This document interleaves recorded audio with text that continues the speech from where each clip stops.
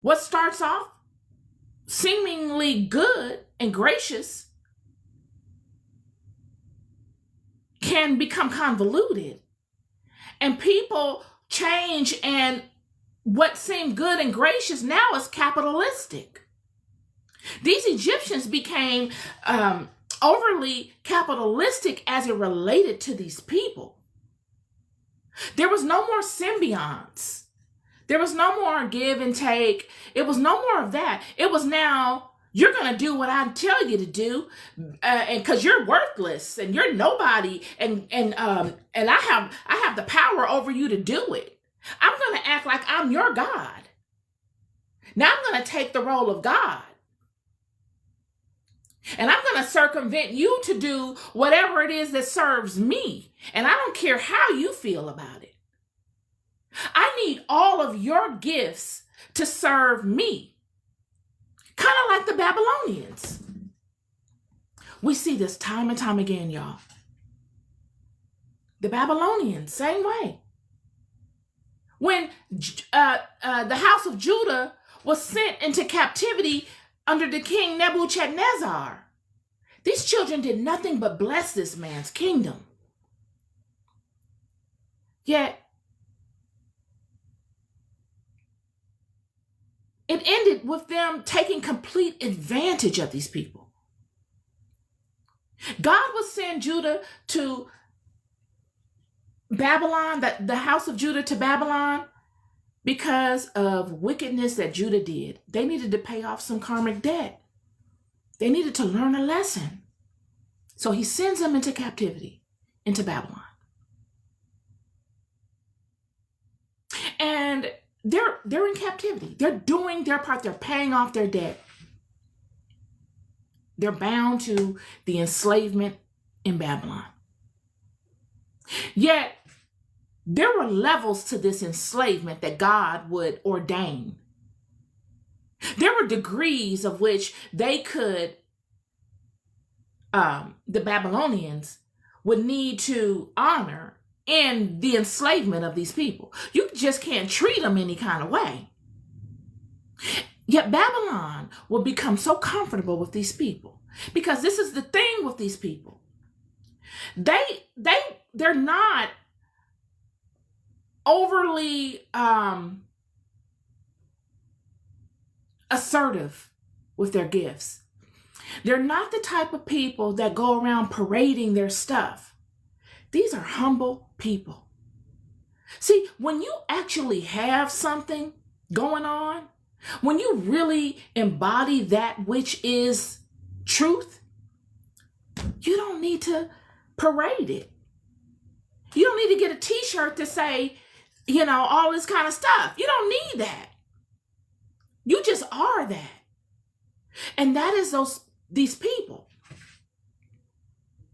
Yet Nebuchadnezzar and his kingdom never had that.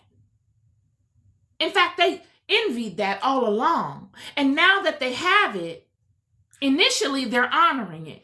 The enslavement of Judah starts off with King Nebuchadnezzar looking amongst the people and having eunuchs take from the people the best stock, the children with the gifts. This is what they do. These people go and source those that have the gift. They source them. And then they sanction them.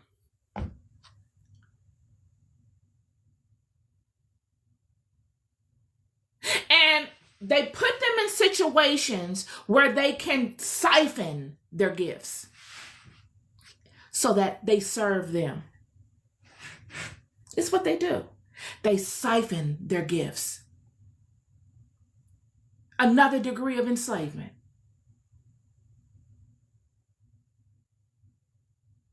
And God would say, that's where you went wrong at. I see everything you're doing. You think I don't see it. I see it. And I'm taking note of everything you're doing. You're not getting away with nothing. And you're going to owe them. and you're going to repay the debt. And they would.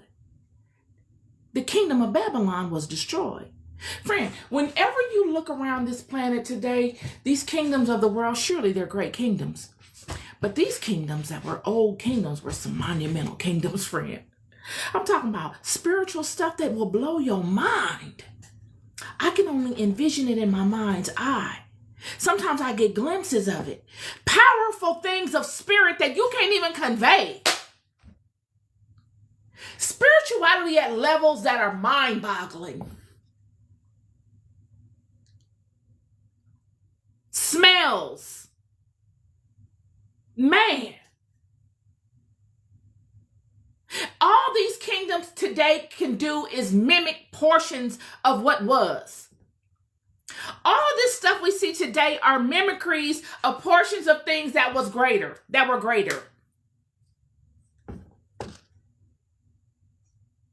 I'm just telling you. God destroyed Babylon. I'm talking about broke it down. Babylon is falling. Babylon is falling. Babylon is falling. Broke it down. Why? Because of these children.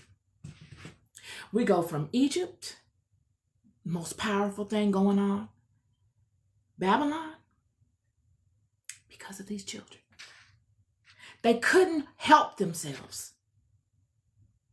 They could not help themselves.